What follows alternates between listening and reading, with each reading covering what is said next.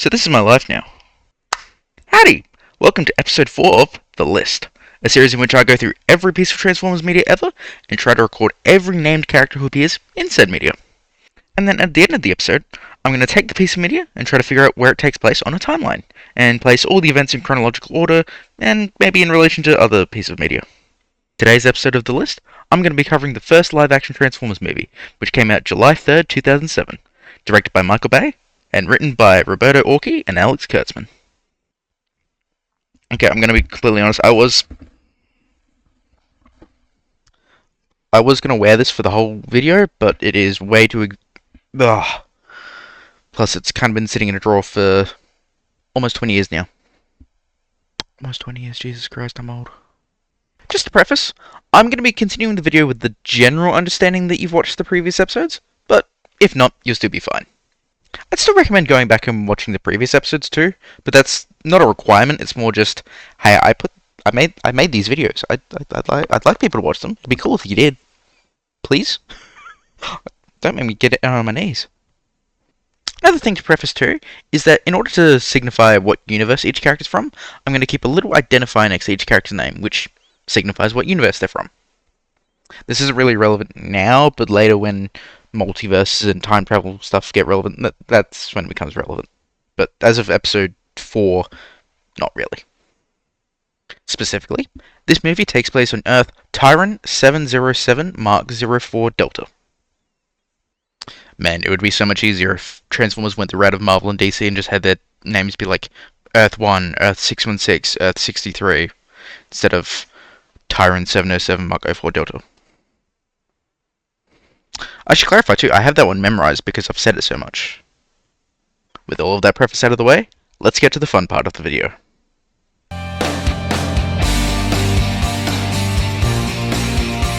At 52 seconds, narration begins, provided by Optimus Prime, voiced by the legend himself, Peter Cullen. Optimus is one of the original 28 Transformers, released back in 1984, with his first fictional appearance being in the first issue of the Marvel Transformers comic, released on May 8th the same year. Numerous Transformers who appear in this film also debuted in the same way. At 1 minute 50, we see our home planet of Earth, which Transformers 5, The Last Knight, decides is actually the giant Transformer Unicron, counting as a retroactive appearance of the big guy. Note that there is no foreshadowing whatsoever in the first 4 movies, and it just comes out of nowhere in The Last Knight. Unicron originally debuted in the 1986 animated Transformers movie. At 2:17, we see a group of soldiers led by William Lennox, played by Josh Duhamel. The other soldiers include Burke, played by real-life Marine Brian Sheehan, Jorge Figueroa, played by Omari Nolasco, Patrick Donnelly, played by Zach Ward, and Robert Epps, played by Tyrese Gibson. So, of these 5 soldiers, 4 of them have notes to discuss. Burke goes unnamed within the film itself, but his name is provided by his name tag. Apparently, I can't see it, but I'll trust the wiki on that one. Fig is named after both artist and toy designer Don Figueroa, and a friend of Roberto Orci's. Donnelly's first name comes from his top trumps card. Despite being named on screen, ancillary media would give Epps 3 new first names: Julius, Raymond, and Abe. Maybe his full name is some combination of Robert Julius Raymond Abraham Epps? At 3 minutes 4 seconds, Lennox would mention his daughter, Annabelle Lennox. Note that she goes unnamed on screen, with her name provided by the film's novelization. At 3:26, you can hear The Focus by XS. While it is diegetic, I can't really find anything on the song or the music group, so I'm just gonna leave it as... I'm not gonna count it for now, but if someone knows more than I do, feel free to let me know in the comments down below. At 3:38, Epps would mention Michael Jeffrey Jordan. At 3:44, we meet Mahfouz, played by Ashkan Kashanchi. At 3:51, we get our first on-screen look at a real Transformer, Blackout. The first character named Blackout would be a toy released in 1990 as part of the Micromaster Combiners, combining with Space Shot to form a jet. The first fictional appearance of the character named Blackout would be in issue 1 of the Transformers Armada comic. While both of these Blackouts would be wildly different from both each other and this film's Blackout, the film's Blackout would go on to become the most noteworthy, influencing most, if not all, future versions of Blackout. That being said, this isn't the first version of Blackout to transform into a helicopter, with that honour going to Transformers Energon's Blackout. At 3:57, we see Monroe, played by Charlie Bowden. At 3:59, Monroe mentions Colonel Sharp. Sharp would appear a couple seconds later at 4:03, played by Glenn Morshower. According to Orky and Kurtzman, Colonel Sharp here is a reference to the G.I. Joe character of the same name. At 4:42, we see Harrison, played by Frederick Doss. At 5:04, Lennox would mention his wife, Sarah Lennox. Sarah and Annabelle would appear a couple seconds later at 5:09, with Sarah played by Samantha Smith and Annabelle's actor going uncredited. At 6:13, for a couple of frames, Blackout's holographic pilot, referred to as Mustache Man, flickers, revealing an image of Optimus Prime underneath. For whatever reason.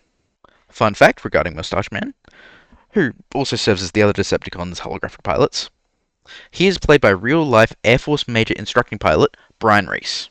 Not only was Reese the actual pilot for the helicopter used for Blackout's warp mode, but also he was the only person on set allowed to even touch the helicopter.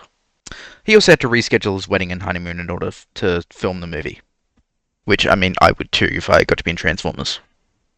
At 8:42, Blackout would deploy his symbiont partner, Scorponok.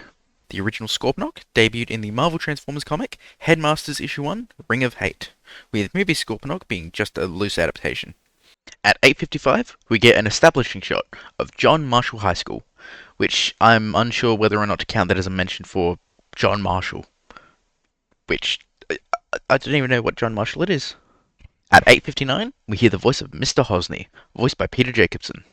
Only a second later at 9 minutes, Mr. Hosny would mention our main protagonist, Sam James Witwicky. Milliseconds later, Sam would appear, played by Shia LaBeouf. Alongside Sam, Mr. Hosny would appear, as well as miniature statues of Abraham Lincoln and Benjamin Franklin. Although I can't quite make out who this third statue is of. Also, isn't really clear in this shot, but on this newspaper up front, there would be a mention of Douglas MacArthur. The mention of MacArthur is more visible at 11 minutes 4 seconds. Noteworthy to mention that Sam is a loose adaptation of the two original Human Transformers characters, the Marvel Transformers comics character Buster Witwicky, who debuted in the comics' first issue, and Spike Witwicky, who debuted in the first episode of the cartoon, More Than Meets the Eye Part 1, which debuted September 17th, 1984. At 9 minutes 2 seconds, we get a brief look at Sam's family tree, which usually I would be happy to note down and count towards the count, but getting a better look at the prop used, I don't think Sam knows what a family tree is. Either that, or he's the result of two different instances of incest. That, coupled with ancillary media establishing a different family tree, and the fact that I don't really want to note down all of these characters in my notes, means I'm not going to count them. I know that ancillary media shouldn't override the movie itself, but I think this is an exception. I am, however, going to point out to you how absurd this family tree is. Sam's family tree begins with his great-great-great-great-grandfather, Christopher Witwicky, and his wife, Victoria Randall. Together, they would have 4 children, Anna, Alexandra, Christoph, and Adolf. He was born in the 1800s, it was okay to be named that back then. It's still weird to put that in a movie from 2007, though. Adolf would then have 4 children, Nicholas, Peter, Yvette, and Christoph. Possibly named after his uncle? No mother is listed for them either. Now, if I'm reading Sam's family tree correctly, Christoph II and Yvette, who are siblings, would marry and have 3 kids, Victoria, Edward, and Archibald Amundsen Witwicky. Victoria, with no recorded husband, would have 9 children, with only one being named Anthony. Archibald would marry Barbara and have a daughter, Clarissa McPack. Why Clarissa doesn't have the Witwicky surname is just another issue. I mean, maybe Barbara's maiden name is McPack, so she would be Barbara McPack, and for whatever reason Clarissa takes her mother's name and not her father's. I don't know. Clarissa would also marry her cousin Anthony, and have 2 sons, Tommy and Ron Witwicky. Ron would marry Judy Taylor and have a son named Sam. Also, off to the side, Sam would include a separate family tree that seemingly has no relation to the Witwickies. Okay, so just to preface too, this handwriting is kind of hard to make out. But, David Viscount would marry Marie Navor? I think I'm reading that right? They would have 2 kids, Pierre and Freyna. I'm assuming that Freyna is a male because he marries Claudette. I can't quite make out her last name. This is very difficult to read. Then again, I don't think Sam knows either. Freyna and Claudette would have a son named Frank, who would marry Claudette Gerbard. Gerbard? I can't make out how the Viscounts are related to the Witwickies. Apologies in advance for stealing a joke from Transformers Wiki, but it's a miracle that Sam managed a B- with a family tree this bad. Also, Archibald is listed in the family tree as being born in 1880, which, we see him in a bit in 1897. That's a rough-looking 17-year-old. Okay, so Editor Charlie here, chiming in. Given that his family tree proves that he's the result of incest, um, you know, maybe that's why he looks so old despite being only 17 here. Either that or, the family tree's bullshit. Also, I should have mentioned too, the only reason that we know in depth this family tree is because the prop was sold on eBay. You could just make out the prop in the movie itself. That being said, you can only see the right side of the family tree, and I'm still not counting it. At 9:03, we meet Michaela Baines, played by Megan Fox, and Michaela's boyfriend, Trent DeMarco, played by Travis Van Winkle. I have seen a theory that the 2009 Friday the 13th reboot takes place in the same universe as these Transformers movies, because Van Winkle also plays a teenager named Trent in that movie. That being said, the two teenagers have different surnames. Also note that Trent's surname comes from the film's novelization. That and also, Travis Van Winkle looks like a guy who exclusively plays characters named Trent. No offense to him. I mean that in a positive way. He looks like a jock. Also, add on top of the fact that, Friday the 13th and Transformers are wildly different franchises. I wouldn't be opposed to a crossover, but I don't think they would be in the same universe. Also, it's funny, Wikipedia lists both Trents as the same character. Again, despite the fact that they are clearly not. At 9:19, we meet Miles Lancaster, played by John Robinson. Note that Miles' surname is provided by the film's novelization. At 9:26, Sam would mention his great-grandfather Archibald, who I guess I technically mentioned earlier. Note whether to mention that Archibald's middle name comes from Roald Amundsen, a key figure in exploring the Arctic Circle. At 9:48, we see a group of people, any of whom could be First Mate Reginald Dunko. Personally, I think it's this guy with the moustache.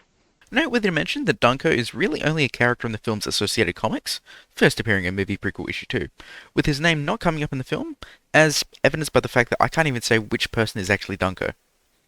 Also note whether to mention is that Dunko is likely named after Emile Dunko, a Belgian lieutenant who accompanied Roald Amundsen.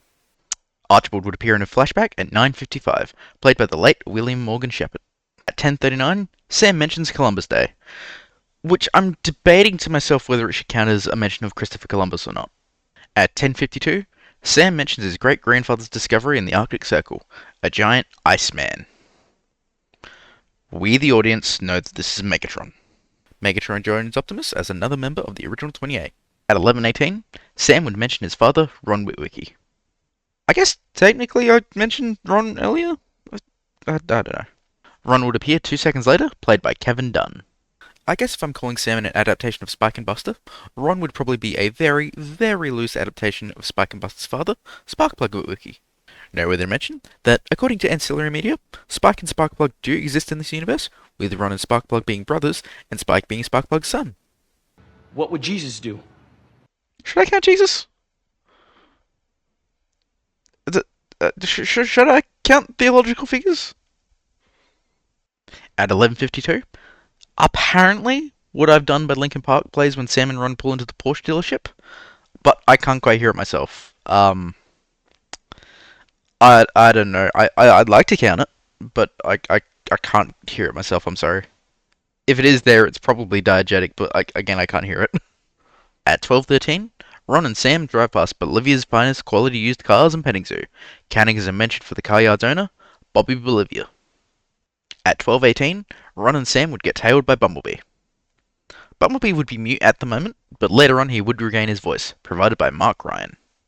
Bumblebee marks the third member of the original 28. Only a second later, we would see Manny, played by Carlos Moreno Jr. At 12:25, you can hear Guadalajara, played by Mariachi Vargas de Tesalatan, playing at Bolivia's car shop, although I don't know enough about the song or band to comment on who provides the vocals. The song is definitely being played diegetically though. At 12:26, we see Bobby Bolivia, played by the late Bernie Mac. At 1321, we see Jamie. Or Jaime, I'm not sure. Noteworthy to mention that Bobby's mother likely also has Bolivia as a surname. At 1510, Bumblebee would play a clip from the 1938 War of the Worlds broadcast, including audio from Transformers alumni George Orson Welles. Greater than man. Greater than man. At 1541, we can just see the head of Maggie Madsen, played by Rachel Taylor. At 1544, we meet John Keller, played by John Voight.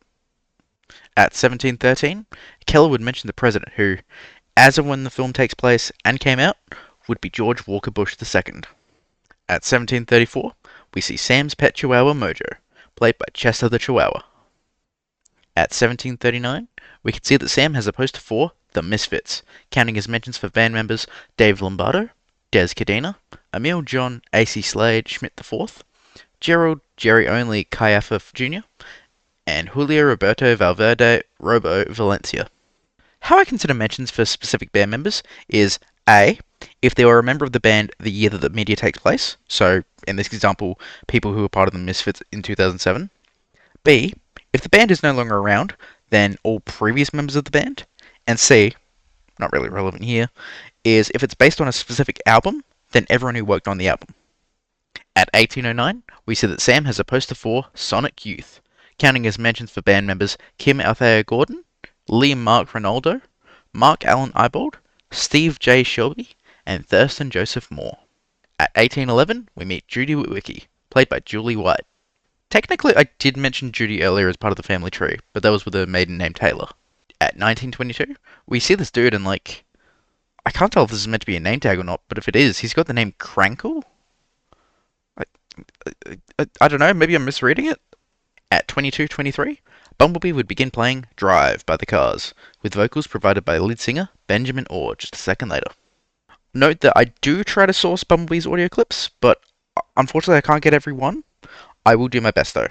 At 24:37, Bumblebee would begin playing Sexual Healing by Marvin Pence Gay II, with his vocals beginning at 24:42. At 24:55, Bumblebee would switch to I Got You by James Joseph Brown, with his vocals starting just a second afterwards. At 25:35, Michaela would mention her father, Colin Cal Baines. There are contradicting sources on what Colin's real name is, with a Top Trumps card saying his real name is Colin, while Revenge of the Fallen apparently calls him Cal. I'm assuming that Colin is his legal name, while Cal is a nickname, but that's just me. Also, man, remember Top Trumps? At 26:29, Bumblebee would begin playing Baby Come Back by Player, with vocals provided by lead singer Peter Beckett. At 27:46, we see an analyst with the name tag Bright, played by Tom Everett. At 28:19, we see Tracy, played by Colleen Porch.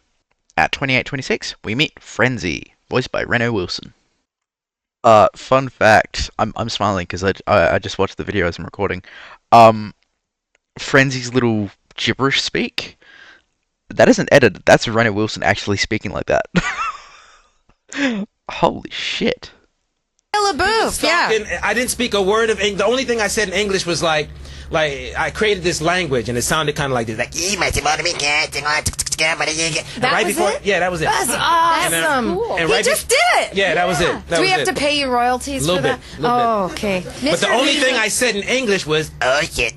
Oh my. Frenzy marks our fourth member of the original 28. At 28:37, President Bush would appear, although his actor is uncredited. At 30:29, one of the documents that Frenzy steals mentions the president, and is dated to 1941, meaning that it's likely referring to Franklin Delano Roosevelt. Frames later, Herbert Clark Hoover would be mentioned in another file. Another document mentions the other President Roosevelt, Theodore Roosevelt Jr. Another mentions John Fitzgerald Kennedy. And then another mentions Nikita Sergeyevich Khrushchev. Another file mentions Bill Jefferson Clinton III. And then Ronald Wilson Reagan. At 31:11, another file mentions Nikola Tesla. Also in these files are a lot of barely legible names made just to fill out space, so here goes the speed round.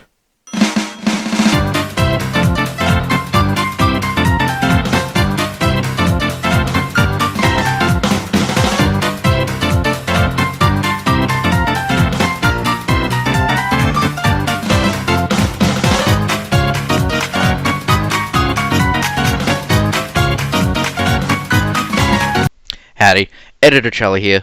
I did want to mention too that I was looking through my notes, and apparently there's also mention in the scene well, I guess, through the files, of both the real-life Richard Milhouse Nixon and fictional, what was his name, Paul Armstrong?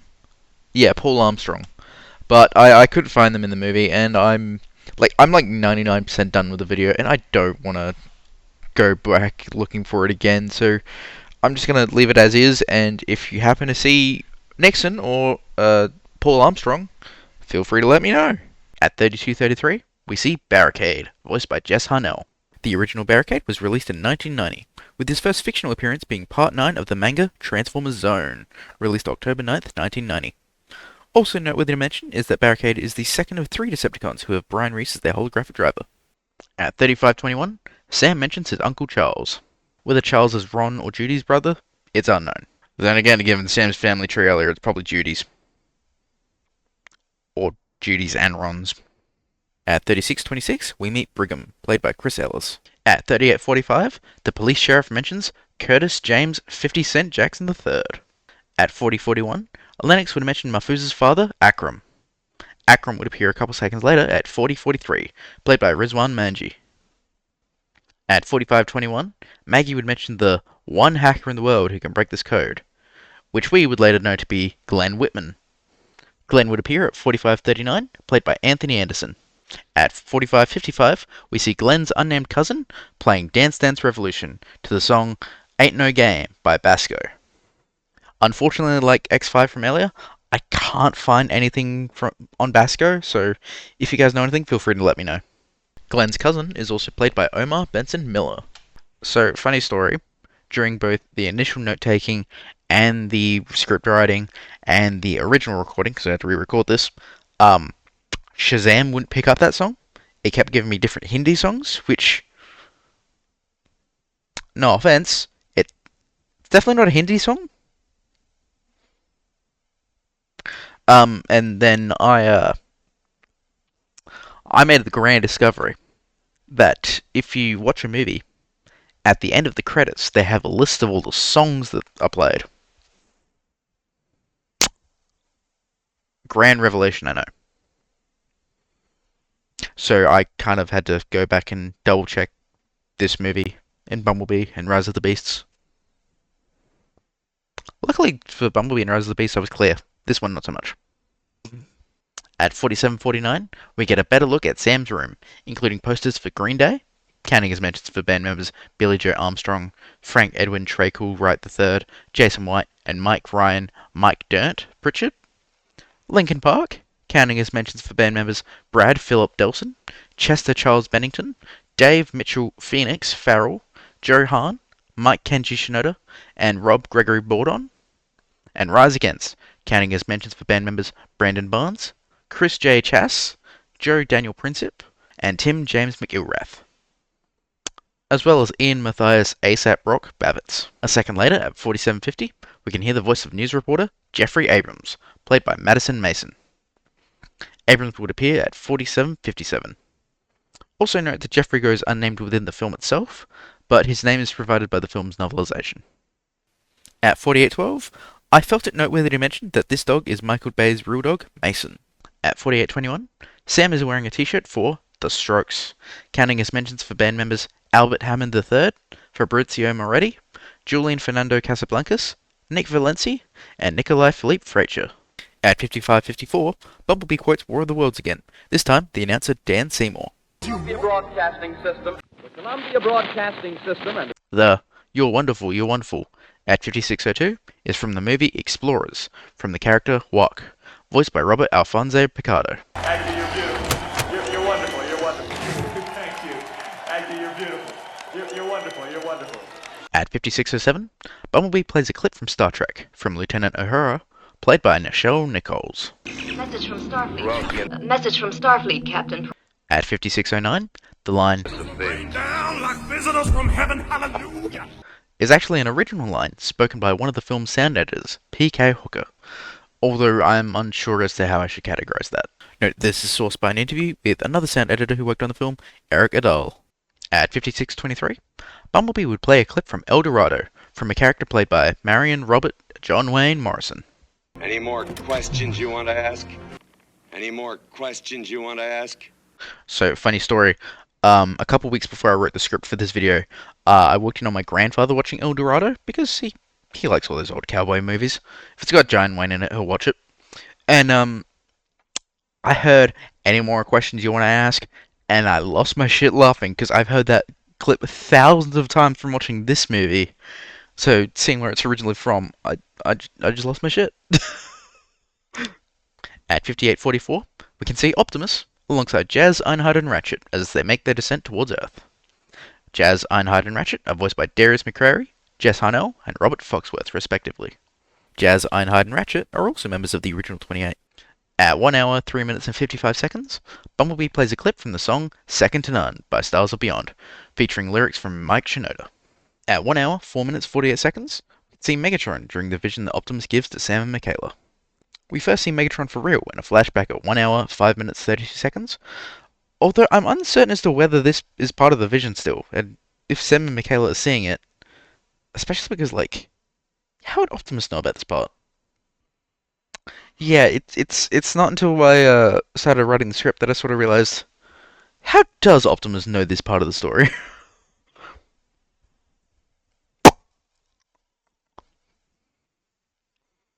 That space alien robots, who cares? Also, I forgot to mention that Megatron is voiced by Hugo Weaving. At 1 hour, 8 minutes, 59 seconds, Ron would mention his friend, Jack. At 1 hour, 16 minutes, 57 seconds, you can just make out Seymour Rutherford Simmons, sitting in the passenger seat of this front car, played by John Turturro. At 1 hour, 29 minutes, 23 seconds, we meet Tom Banachek, played by Michael O'Neill. This dude here at 1 hour, 29 minutes, 53 seconds, we see later on with the name tag Burton, although I'm unsure of the actor. At 1:31:19, Banachek shows Secretary Keller a video of the Beagle 2 rover, a fictionalized version of the Beagle 2 lander, and its destruction at the hands of an unidentified Decepticon. The movie prequel comic would establish that Starscream is the one to destroy the rover, although we don't get a good enough look at the attacker in the movie to confirm. It also doesn't help that Banachek tries to draw a comparison between the Beagle 2's destroyer and Blackout, only to use a completely fake photo of Blackout that looks nothing like him, but instead looks like the guy who destroyed the Beagle 2. Corporate needs you to find the differences between this picture and this picture. They're the same picture. I forgot to clarify that I'm considering the rover's destroyer as a potential appearance of Starscream. Also, I initially recorded this with the assumption that Starscream was 100% the guy who destroyed the rover, so I'm going to go forward with that assumption, and I'm too lazy to re-record these segments. To be fair, there's a 1 in 3 chance it was Starscream, and I've always assumed it was Starscream. Also, Starscream marks the 8th member of the original 28 to appear. At 1:38:31, we see a plaque mentioning the first 7, counting as mentions for Billy North, Jack Arden, Philip Brown, Theodore Grant, Theodore Joseph Wells, Simmons' great-grandfather Walter Simmons, and Reginald Danko from earlier. Note that I thought that the surrounding photos were of the first 7, to which I would mention that I wasn't sure who was who, but the next shot would zoom in, revealing that President Hoover is among the photos. Most of the first 7 would later be named in Sector 7, Issue 1, Original, with Wells and Simmons debuting before the movie in Movie Prequel Issue 2, alongside Danko. Also noteworthy to mention that Wells is named after H.G. Wells, author of The War of the Worlds, The Invisible Man, and The Island of Dr. Moreau. At 1:39:15, we see Starscream in the present day, in the flesh. Wait a minute. Note that Starscream is also voiced by Charlie Adler. Then at 1:39:26, we see Devastator. I mean Demolisher. I mean Blitzwing. I mean Blackout. I mean Brawl. Basically, Brawl has multiple names. During the film's early stages, he was going to be called Devastator. Devastator was also one of Blackout's working names, hence why I mentioned Blackout. Then the film's writers Roberto Orci and Alex Kurtzman settled on the name Brawl, with Hasbro and Michael Bay going along with that, with Hasbro continuing to use the name Brawl for all the Decepticons toys. Then, shortly before the end of the film's production, Bay had Brawl's name changed to Devastator, appearing in his introductory subtitle, despite Orci and Kurtzman's grievances. Multiple comics would later be released, establishing that Brawl is his real name, and that, at least in one universe, Devastator is just another guy who happens to look identical to Brawl, but that Brawl is the one who appears in the movie. To make matters more complicated, apparently Hasbro would release a poster calling him Demolisher. That being said, given that the sequel Revenge of the Fallen would give us both another Devastator and another Demolisher, and that other toys, even from Revenge of the Fallen's toy line onward, call him Brawl, I'm inclined to call him Brawl. That, and I've been calling him Brawl for 18 years now, and I'm not going to stop anytime soon. The original Brawl toy was released in 1986, with his first fictional appearance being in the original cartoon episode, Season 2, Episode 46, Starscream's Brigade, released January 7th that same year. At 1:39:32, you can just see Bone Crusher behind these stealth bombers, although he would probably appear a few seconds later. Bone Crusher is voiced by Jimmy Wood, and luckily, doesn't have the same name issue that Brawl does. Bone Crusher is also one of my favourite characters because he was one of my first figures. Arguably my first figure, I think. 2008 was a long time ago, but Bone Crusher is definitely the oldest figure that I have that I keep on the shelves. Well, first figure that I got, not oldest, because I have some from like before I was even born, but... So, even though he doesn't really do much in the movie, still one of my favourite characters. An additional fun fact with Bone Crusher is that his toy was used in a CNN news report discussing his alt mode, the Buffalo Mine Resistant Ambush Protected Vehicle, or MPV or MRV for short. The original Bone Crusher toy was released in 1985, with him appearing in fiction first in the original cartoon episode, Season 1, Episode 16, Heavy Metal War, released December 15th, 1984. I can't believe I'm counting this, but at 1 hour, 40 minutes, 53 seconds, Simmons takes Glenn's Nokia and transforms it into Nokia Bot.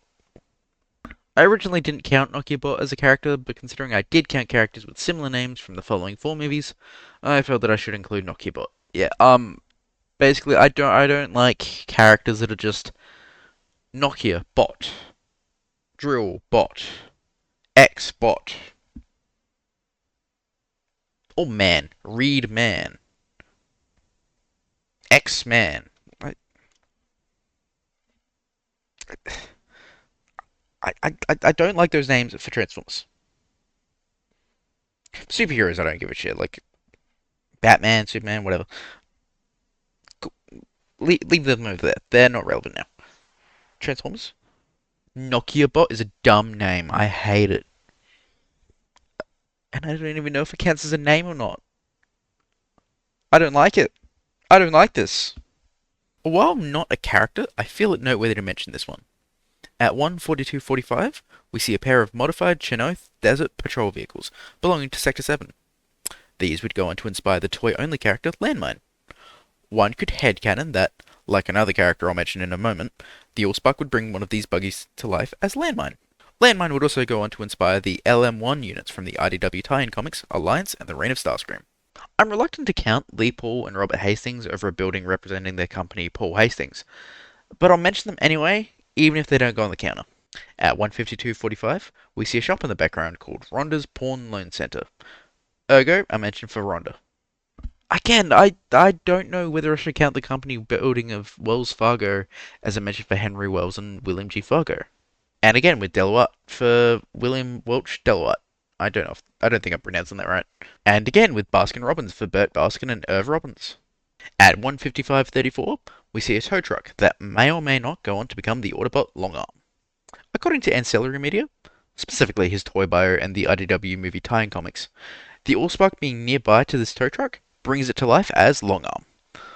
Although there is also other media that depicts Longarm as a pre-existing character, I'm treating him as a potential character just in case, although he doesn't appear in later movies, probably meaning that he's leaning towards the latter interpretation where this is just a tow truck. Sometimes a tow truck is just a tow truck. The original version of Longarm debuted in Episode 3 of Transformers Armada Base, airing August 3rd, 2002. Also, the tow truck has Mike written on him. Him. He said him. Oh god, this video has just evolved into naming stores. Here at 1 hour, 55 minutes, 38 seconds, we can see Angie's Fashion and Dickie's. Counting his mentions for Angie and Dickie. I'm not counting him as a named character, but this guy at 2:02:05 is a cameo from actor Bob Stevenson. Here at 2 hours, 2 minutes and 14 seconds, we see Ron. Ron is a weird case where he was a background extra who, at least the Transformers wiki treats as a fictionalized version of the real guy playing him, full named Ron Mitchell. The story with Ron is that he was a homeless guy who just showed up on set one day, even following them around when they changed shooting locations from California to Detroit, and the crew just happened to like him enough to put him on set. Whether the fictional Ron is also named Ron is ambiguous, but I'm going to treat him as so for now. Okay, I wanted to expand on Ron a bit because I did a little bit more research. Okay, research is a stretch, but I could only find like one article on him. And I found it interesting. It turns out that the real Ron Mitchell was a homeless dude, but also he's apparently a legend within the filmmaking industry, knowing everyone and everything there is to know about filmmaking. He's the sort that appears in like all sorts of different kinds of movies and TV shows, even appearing in high-profile stuff like Goodfellas. Also, I want to know, I wrote the script for this video, the same night that I did that research on Ron, and I thought, oh wow, that's actually kind of interesting. Funny that this hasn't been put on the TF Wiki yet. And then the next day, someone in the TF Wiki Discord mentioned that, oh wait, I was researching this Ron Mitchell guy, and there's so much lore on him, and I haven't checked the wiki page yet to see if they've edited to reflect that. But I just kind of wanted to brag about the fact that I researched it first, even if I can't verify that. So if the wiki page has been edited since then,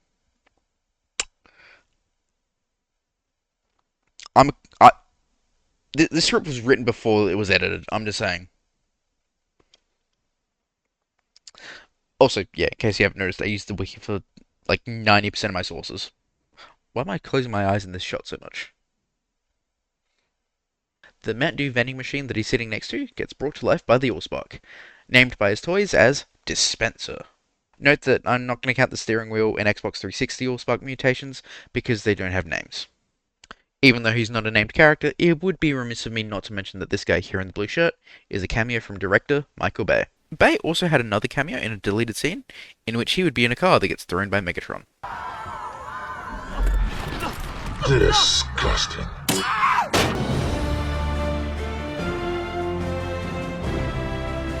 While rewatching the movie for the purposes of the list, I couldn't find any clues within the movie of when it takes place, aside from just a general cloud of it takes place from 2001 to 2009. Because Bush is president, that's it.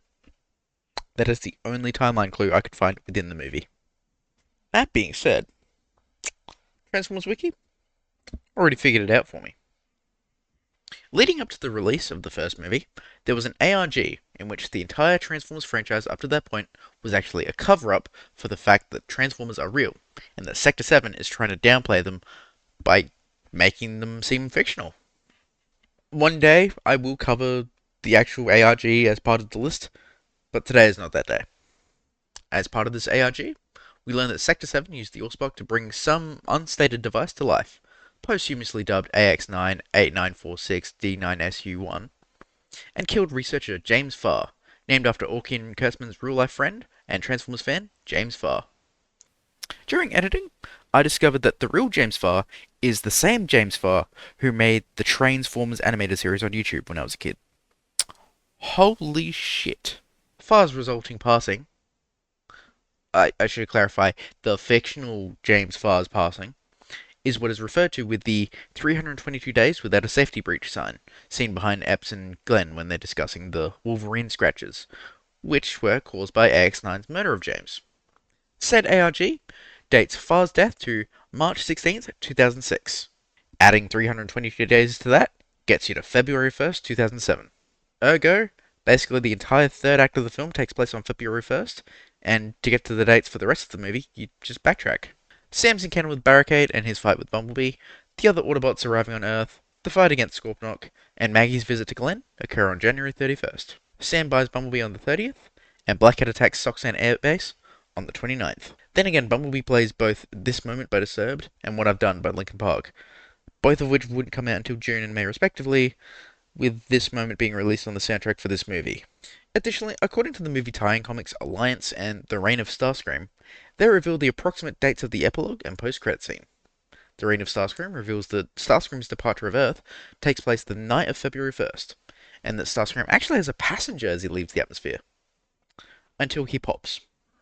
More on that when I cover The Reign of Starscream down the track.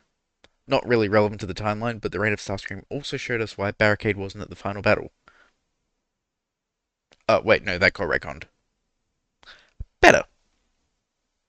Transformers Alliance reveals to us that the epilogue, specifically the scene depicting Megatron and the other Decepticons' corpses being disposed of in the Laurentian Abyss, takes place a month and a half later, so roughly March 16th-ish. Again, not relevant to the timeline, but I thought it would be interesting to mention that we also find out that not only were the Autobots and Lennox's team present on one of these ships, but also Jazz's funeral occurred immediately beforehand, getting the decency of a coffin repurposed from a trailer. Additionally, most of the flashback stuff in the movie, specifically covering Megatron coming to Earth and Sector 7, I kind of mostly covered that in the previous episode.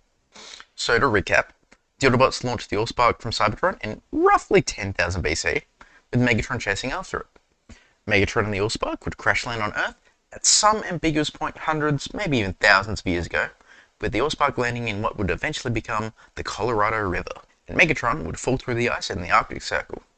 In 1897, Captain Archibald Witwicky would discover Megatron, with the stasis-locked Decepticon imprinting his glasses with the coordinates for the Allspark. How did Megatron know where the Allspark was? Good question. I have genuinely never thought of that until I wrote the script. How did Megatron know where the Allspark was? How did Megatron imprint the coordinates on Captain Witwicky's glasses?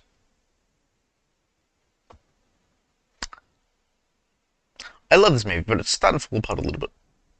Ancillary media would establish that Witwicky's first mate, Reginald Danko, would be recruited alongside paranormal investigators Theodore Wells and Walter Simmons, as well as 4 other guys no one cared about, to form the first 7 in 1898, to go to the Arctic Circle and see what's up with a giant metal dude stuck in the ice. The Allspark would be discovered in 1902, and Hoover Dam would begin to be built around it in order to hide it, with the Hoover Dam also acting as a secret base for Sector 7, the government agency formed in order to deal with the extraterrestrial. I assume that the fictional Hoover Dam also functions as a dam, but we don't know for sure. We don't know for certain. Megatron gets moved to the incomplete Hoover Dam in 1934, where he would be put under cryostasis in 1935. So, was there a significant chunk of time where Megatron just wasn't frozen? Just out raw dogging it? Maybe they stuck him in December 31st and froze him on January 1st? Maybe Michael O'Neill flubbed the line and no one cared. Actually, just double checking, because I did reread the comic a couple weeks ago. Sector 7 issue 4 reveals that, or retroactively reveals, that Banachek lied, and Megatron wasn't put in the Hoover Dam in 1934, but instead he was put there in 1969. Which is a wild leap to make. Why would he lie about that? Anyway, he was meant to be put there in 1934, but it was delayed until 1969 because of World War II. Which, again, that's a long-ass time. But also, the comics aren't 100% canon to the movies anyway, so make of that what you will. This was supposed to be easy.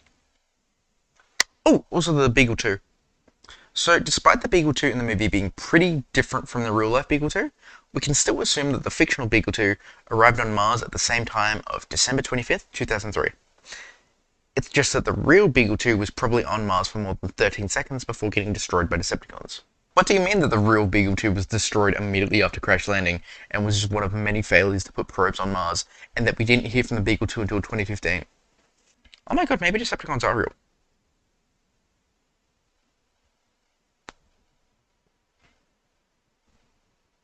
But yeah, the fictional Beagle 2 landed on Mars on December 25th, 2003, and drove around for about 13 seconds before getting stepped on by Starscream, as seen in movie prequel issue 3.